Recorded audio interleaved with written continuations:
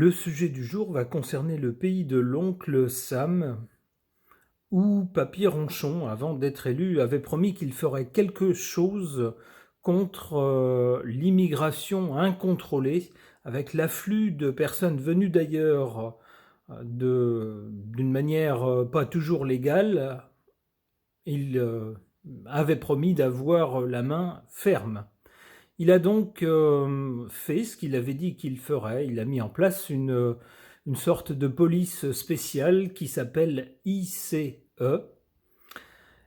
Mais avec les actions de cette ICE, même ceux qui avaient voté pour lui, qui dans un premier temps se sont réjouis de voir qu'il mettait en pratique ses promesses, qu'il tenait ses promesses, eh bien, ont quelques doutes devant la violence de cette espèce de police spéciale. Alors, j'ai sorti quelques articles à ce sujet.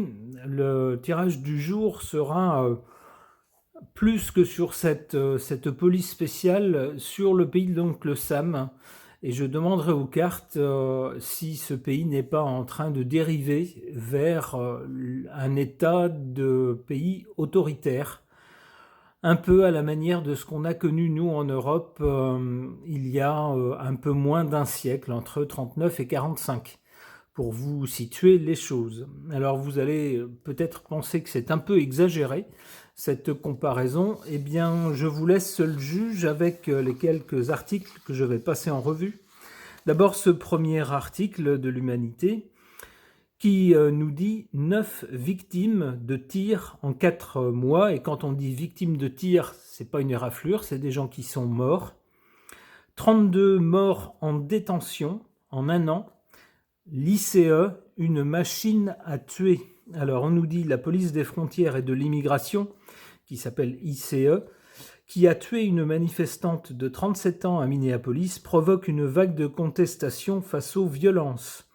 Outre un budget colossal, l'administration de Papy Ronchon accorde à cette police spéciale, l'ICE, une immunité totale dans sa chasse aux migrants et la répression des citoyens qui viennent en aide aux migrants. Alors ici on nous parle de violence organisée, ici on nous parle de René Nicole Good, 37 ans, qui a été tué par un agent donc de cette police. Elle a reçu 3 balles dans la tête, à bout portant, alors qu'elle manœuvrait pour dégager sa voiture de la rue devant des dizaines de témoins et de téléphones portables, par exemple. Alors ici, on nous montre les photos des 9 personnes. Donc il y a cette dame, Renée Good, ici. Les 9 personnes qui ont été froidement tuées par cette police. Alors je vais m'attarder un petit peu sur eux. Si ça ne vous intéresse pas, je peux comprendre. À ce moment-là, n'hésitez pas à aller un peu plus loin dans la vidéo. Pour moi, c'est important de parler de ces gens-là. C'est pas des chiens, c'est des êtres humains. C'est pas des numéros, c'est des gens qui peut-être avaient des espoirs, des souvenirs, une famille, des amis peut-être. Ça vaut la peine qu'on parle d'eux un petit peu. On nous dit ici, Keith Porter Jr., 43 ans, a été abattu à Los Angeles par un policier de l'immigration hors service alors qu'il fêtait le passage à la nouvelle année. Il était père de 2 enfants. Geraldo Lunas Campos est décédé le 3 janvier 2026 dans un camp, une prison pour migrants, au Texas. L'autopsie a révélé que l'homme était mort d'une asphyxie par compression du cou et du torse par un agent pénitentiaire. Il avait 55 ans. Luis Gustavo Núñez Cáceres, ressortissant du Honduras, est mort le 5 janvier 2026 d'une insuffisance cardiaque à l'hôpital. Le 17 novembre, lors d'une opération à Houston, les miliciens de l'ICE l'avaient arrêté et l'avaient conduit au centre de détention de Montgomery, sans traitement, parce qu'il avait un problème de santé, mais comme tout le monde s'en fiche, il a succombé à sa maladie. Il est mort, il avait 42 ans. Luis Beltrán Yanes Cruz, hondurien lui aussi, c'était un papy de 68 ans qui vivait aux USA depuis 26 ans. Il était enfermé dans un camp de Californie. Sa famille a signalé une aggravation de ses problèmes de santé, notamment des douleurs thoraciques et un essoufflement, alors qu'il était détenu depuis plus d'1 mois. Mais là encore, tout le monde s'en fiche, c'est pas quelqu'un d'important, c'est pas quelqu'un de riche, donc on n'en a rien à faire, donc il est mort des suites d'un problème cardiaque. René Good, donc, dont il était question dans l'autre article, mère de famille de 37 ans, a été abattu. Alors ici, on nous parle non pas de 3 balles, mais de 4 balles au volant de son véhicule par un membre de la police spéciale. On nous parle ensuite de Paradis La, un migrant cambodgien de 46 ans qui vivait aux États-Unis depuis 1981. Après son arrestation le 6 janvier, il sera découvert inconscient dans sa cellule au centre de détention de Philadelphie le lendemain. Il est mort à son arrivée à l'hôpital, il était âgé de 46 ans. Victor Manuel Diaz, un Nicaraguayen de 36 ans, a été arrêté dans un restaurant de Coon Rapids avant d'être transféré dans un centre de détention de l'ICE au Texas où il est décédé. Heber Sanchez Dominguez était un citoyen mexicain qui avait 34 ans. Il a été enfermé par les services de l'immigration et des douanes au centre de détention Robert Dayton dans le comté de Clayton, au sud de la ville d'Atlanta. Selon la version policière, il aurait été retrouvé pendu dans sa cellule le 16 janvier, mais on nous précise ici, par certaines expériences et certaines choses qui m'ont été rapportées de gens qui connaissent les États-Unis, j'aurais tendance à accorder du crédit à ce qui suit. On nous dit qu'il faut savoir que les autorités tentent souvent de maquiller des crimes des agents pénitentiaires en un mot qui commence par S et qui signifie mettre soi-même fin à ses jours. Ensuite, on nous parle d'Alex Pretty, qui était victime d'une exécution sommaire en pleine rue par les policiers fédéraux de l'ICE à Minneapolis. La scène a été filmée sous tous les angles. C'était un infirmier de 37 ans qui ne représentait aucun danger. Voilà. Alors, si vous pensez que c'est fini, non, c'est pas fini. Ici, dans cet autre article, on nous parle d'un homme de 56 ans, malvoyant, qui a été arrêté par cette police pendant l'hiver, donc à un moment où il faisait très très froid. Et il a été relâché, mais des kilomètres plus loin de son domicile, mais comme il était aveugle, il n'a pas pu s'y retrouver. Il a été retrouvé 5 jours plus tard, mort dans la rue. C'est ce qu'on nous dit. Et là-dessus, qu'est-ce qu'on voit ? On voit que, avec cet article-là, on nous dit que dans ce pays de l'oncle Sam, le gouvernement lance une application qui s'appelle The White House, la Maison Blanche. Une application que les gens peuvent installer sur leur téléphone et qui sert à quoi ? Qui sert à dénoncer des personnes qu'on veut voir arrêtées par cette police spéciale l'ICE. On nous dit dans cet article, on nous précise que les gens qui vont installer cette application, on ne leur dit pas, c'est pas explicite, mais les gens qui connaissent l'informatique ont un peu étudié l'appli, ils se sont rendus compte que cette appli transmet toutes les données et surtout la position de la personne qui l'a installée toutes les 4h30. C'est-à-dire que la personne elle-même qui a installé cette application est elle-même suivie, fichée. Alors tout ça fait penser à une période de notre histoire à nous en Europe, là où il y avait une méchante police qui patrouillait les rues en France et ailleurs, qui commençait par Guest et qui finissait par avoir la peau des gens qu'elle arrêtait et qu'elle envoyait là aussi dans des camps.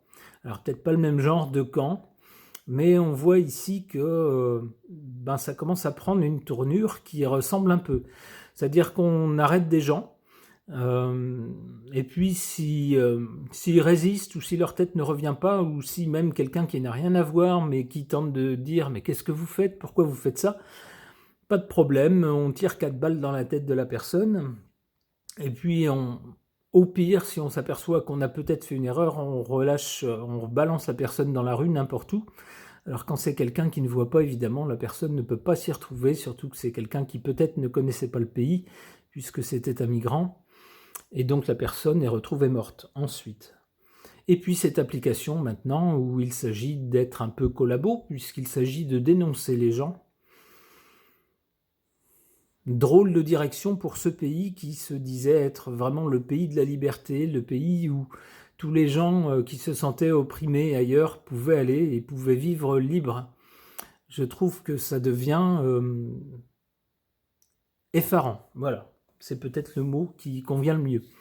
Alors, mais peut-être que je me fais des idées, peut-être que ce pays, finalement, c'est une phase ou quelque chose qui a été décidé et puis on va revenir en arrière, espérons-le d'ailleurs, mais je trouve quand même que ça prend une très mauvaise tournure. Je vais interroger les cartes au sujet de ce pays et le thème de mon interrogation, c'est est-ce que ce pays est en train de dériver vers un pays autoritaire? J'interroge le tarot de Marseille.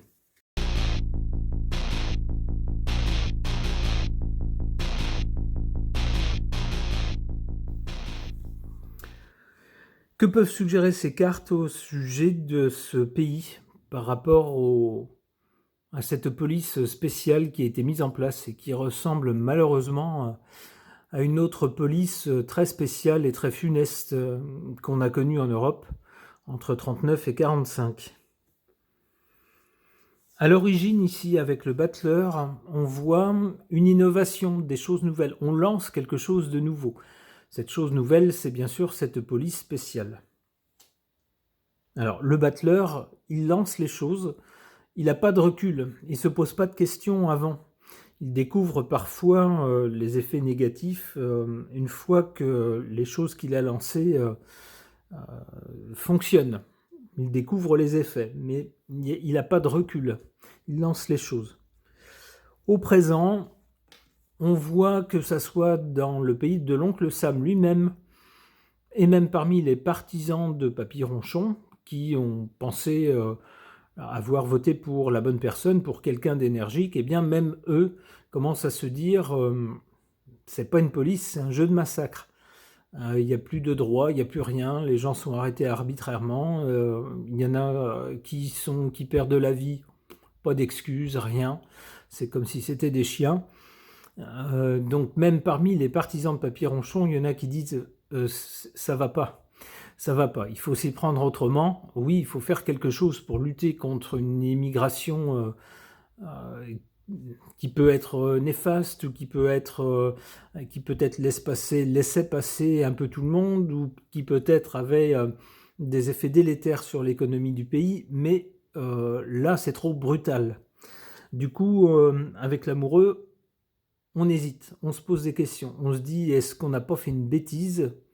Est-ce qu'il serait pas temps de tout arrêter? Est-ce qu'il faudrait pas s'y prendre autrement? Est-ce que voilà, on se pose des questions. On voit ici des gens qui discutent. Alors c'est le cas également d'Américains expatriés qui vivent dans d'autres pays. Alors je regardais ce matin plusieurs vidéos de gens de nationalité américaine qui sont expatriés dans divers pays d'Europe. Au départ, ils comptaient y rester un temps, peut-être quelques années, puis rentrer dans la mère patrie. Plusieurs d'entre eux disent, lorsqu'on a su ce qui se passait avec la police spéciale, l'ICE, on a été effarés, on est épouvantés, on se dit c'est pas notre pays, qu'est-ce qui se passe, c'est pas normal, et tant que ça reste comme ça, nous on veut pas rentrer là-bas, ça nous fiche les jetons, on veut pas... on ne se sent plus citoyen de ce pays dans ces conditions-là. Donc comme quoi ça fait réfléchir. Pour en revenir à cette carte-là, cette carte de l'amoureux, on voit qu'il y a débat, et même des débats très sérieux. Alors ensuite, on voit cette carte sans nom, où on voit malheureusement un squelette dessus, ça peut faire penser aux victimes. Ça pourrait nous dire, puisqu'elle est du côté de l'avenir, que peut-être il y aura d'autres victimes de cette police spéciale. Alors une autre façon d'interpréter cette carte, ça pourrait être aussi une fin définitive, c'est-à-dire que peut-être à un moment donné, soit Papy Ronchon lui-même, devant trop de critiques, trop de retours négatifs, va peut-être dire, eh bien si c'est ça, si vraiment ça ne convient pas, eh ben on arrête ce truc-là. C'est possible aussi. Alors je préférerais que ça soit ça, que ça soit Papy Ronchon qui dise j'arrête cette police spéciale parce que ça fait des choses qui sont vraiment pas, qui sont indéfendables, qui sont moralement épouvantables. Mais malheureusement, avec cette carte, il y a la possibilité aussi qu'on nous parle d'autres victimes.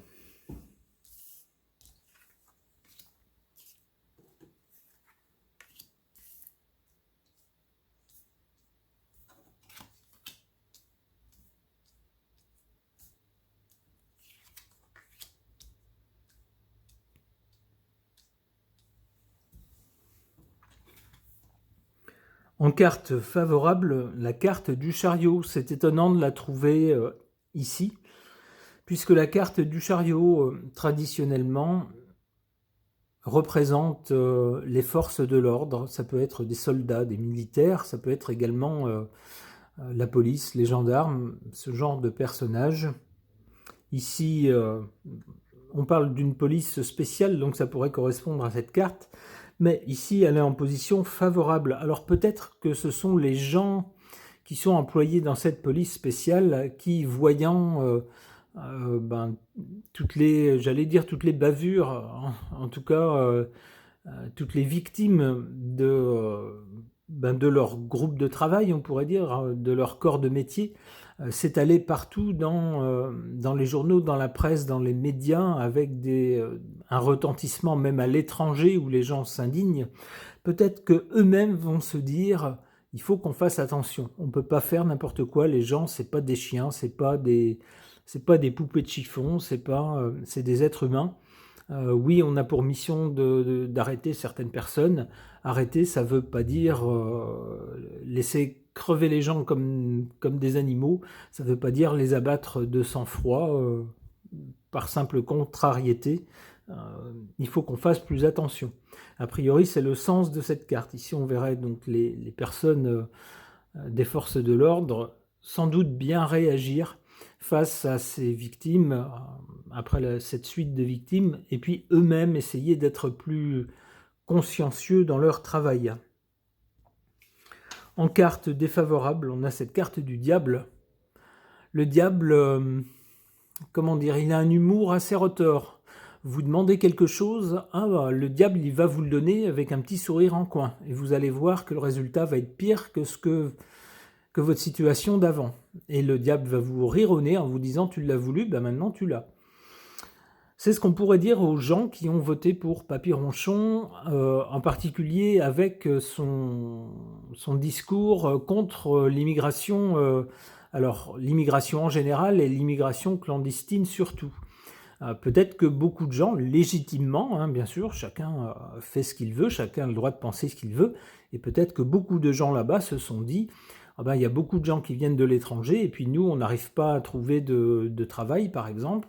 Ils nous prennent notre travail, ils acceptent d'être payés moins cher, par exemple, ou de ne pas être soumis aux mêmes lois que nous s'ils sont clandestins, ce qui permet d'abuser d'eux en quelque sorte et de leur faire n'importe quoi, des heures à n'en plus finir, des travaux pas prévus au départ, etc.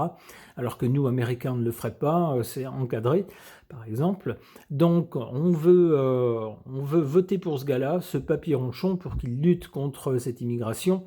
Ça part d'un bon sentiment, mais voilà le résultat. Le résultat, c'est des victimes à n'en plus finir, des gens qui meurent, des gens qui meurent de coups d'armes à feu directement, d'autres qui, encore plus nombreux, qui meurent dans des camps. C'est catastrophique, c'est un truc épouvantable. D'où, ici, le diable. Le diable qui dit « Ah, tu le veux, je te le donne. Maintenant, débrouille-toi avec les conséquences. »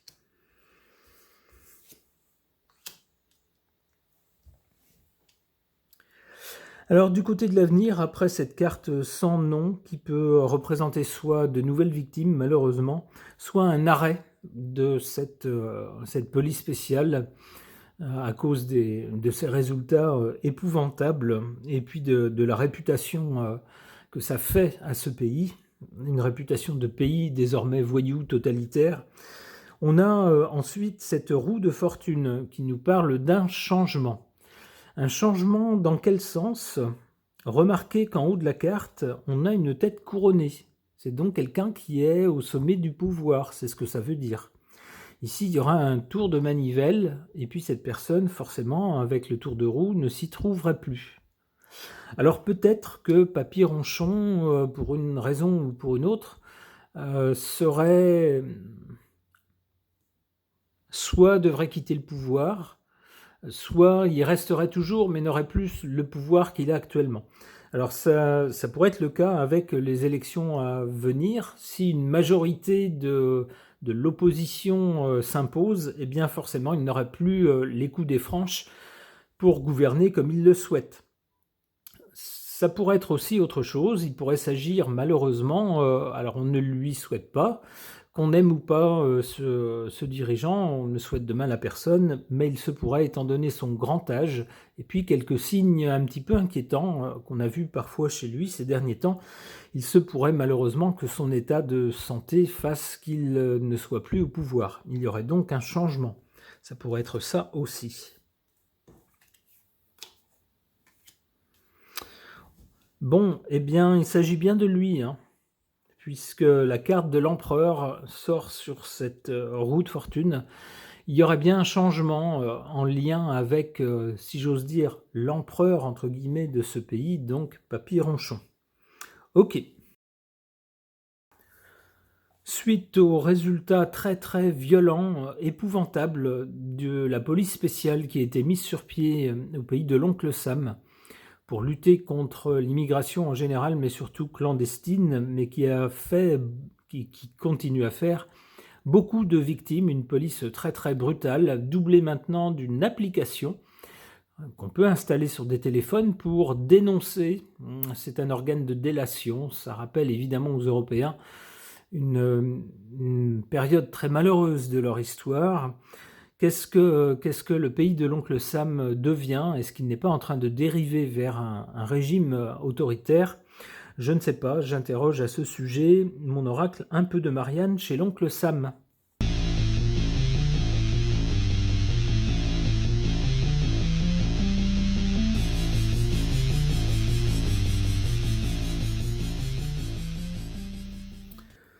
Alors que peuvent suggérer ces cartes au sujet de la politique anti-immigration actuelle au pays de l'oncle Sam, qui est en train de virer au cauchemar?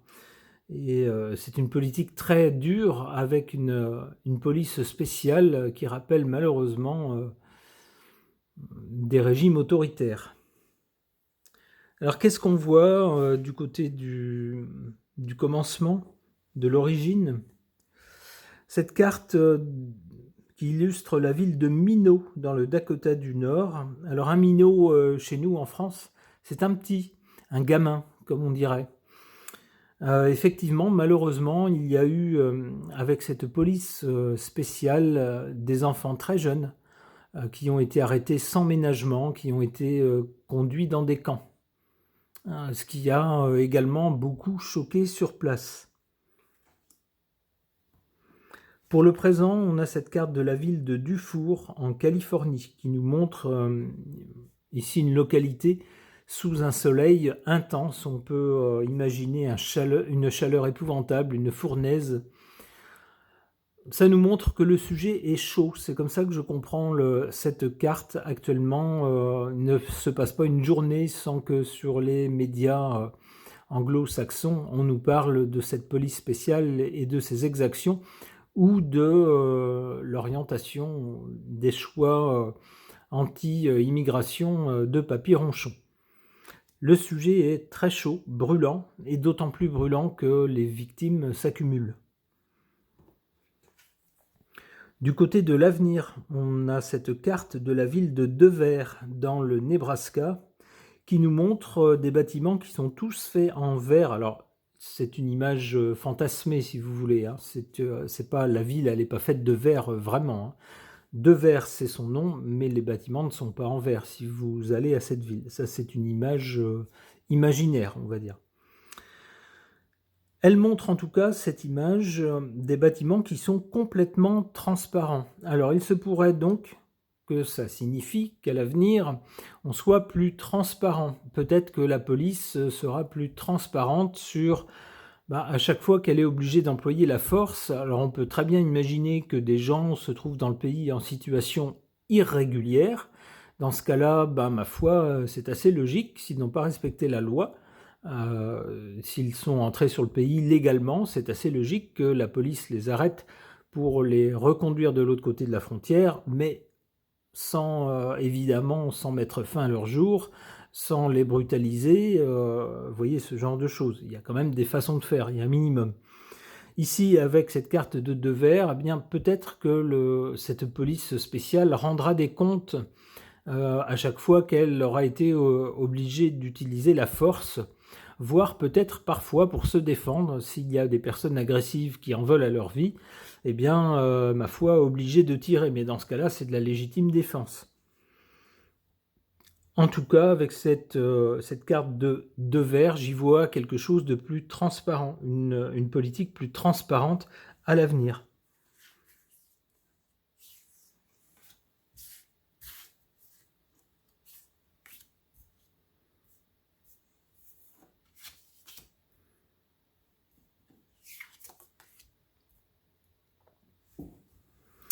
Des cartes très parlantes en défaveur et en faveur, en position favorable ou défavorable. En position défavorable, on a cette carte de la ville de Vidal, en Californie, utilisée ici avec une illustration pour évoquer le côté santé, le côté sanitaire.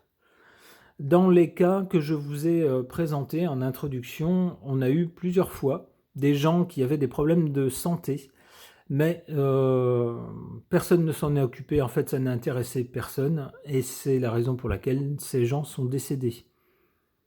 Donc on voit ici, il y a quand même un problème au niveau de la santé, en particulier la santé des personnes qui sont arrêtées. Alors pour d'autres, c'est pire, évidemment, quand on leur tire 3 balles dans la tête, là aussi, il y a un problème de santé, puisque les gens meurent aussi. En carte favorable, cette carte de la ville de Fond du Lac, dans le Wisconsin. Cette carte fait penser qu'il y a des choses qu'on ne voyait pas, mais qu'avec ces événements dramatiques qui se passent en ce moment, ça met en évidence certaines choses. Ça met en évidence, en tout cas, le côté inapproprié de cette politique. Alors, je ne dis pas qu'il faut laisser rentrer tous les migrants. On peut tout à fait choisir. Alors ça, après, c'est le choix de chaque pays, et en tout cas de la population de chaque pays.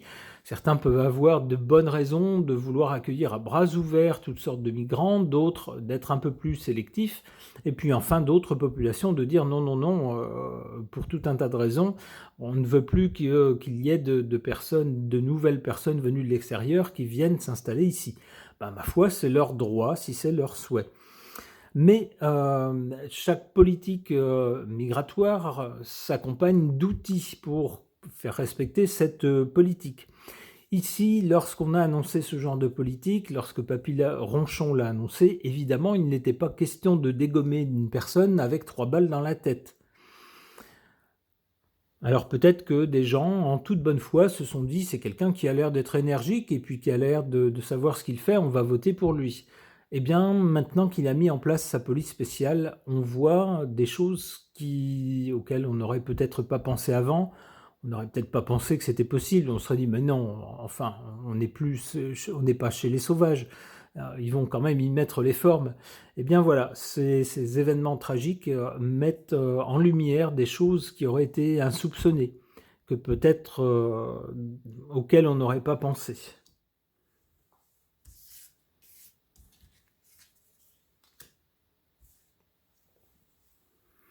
Du côté de l'avenir, après le vert ici, qui me fait penser à plus de transparence, on a cette carte de la ville de Peridot, en Arizona. On y voit quoi? On y voit au centre un joyau. Un joyau, peut-être qu'on va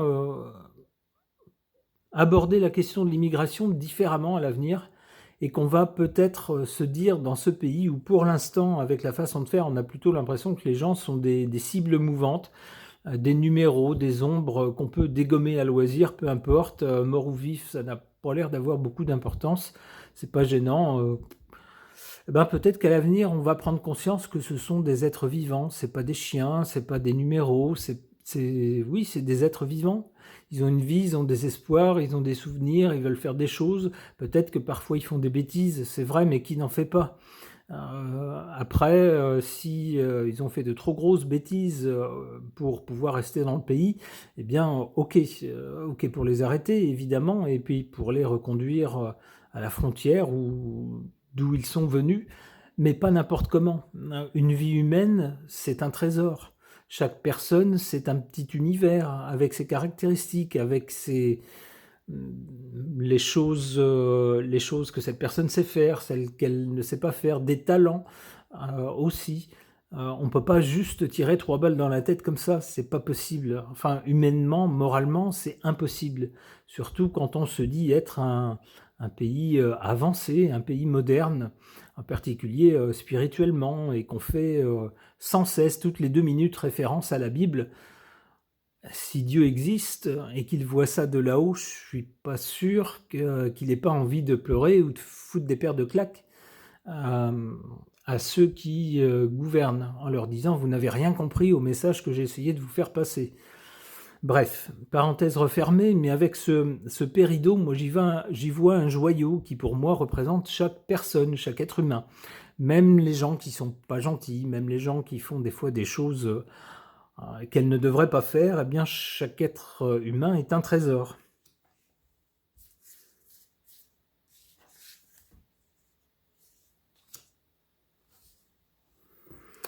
Enfin, cette carte de la ville de Le Moyen, en Louisiane, on nous voit quelqu'un de moyen, monsieur tout le monde, ici. Peut-être que monsieur tout le monde, alors ici, qu'est-ce qu'il fait? Il a une balance, il cherche le bon équilibre. Peut-être qu'il y a des gens qui ont voté pour Papy-Ronchon, alors en toute bonne foi, pensant que c'était l'homme de la situation, que grâce à lui le pays allait remonter, et qui n'auraient pas imaginé toutes les choses épouvantables qui arrivent maintenant. Eh bien, peut-être que l'homme moyen, justement, qui a voté pour lui, va se dire on a voté pour lui, maintenant il est là, il a été élu légalement, donc il y reste. Mais cette politique-là, ça peut pas continuer comme ça. Il faut au moins qu'il l'adoucisse, ou alors qu'il la change. Et je pense que si cette carte tombe, c'est parce que peut-être l'Américain moyen va réfléchir. Réfléchit déjà sans doute, lorsqu'on voit les réactions, à ce genre de police spéciale, et en tout cas à ses méfaits. La Crosse, la ville de La Crosse dans le Wisconsin qui nous montre des armes à feu, ben, c'est bien une partie du problème. Je n'irai pas plus loin dans cette interprétation. Ce tirage de cartes est maintenant terminé. Merci de l'avoir suivi.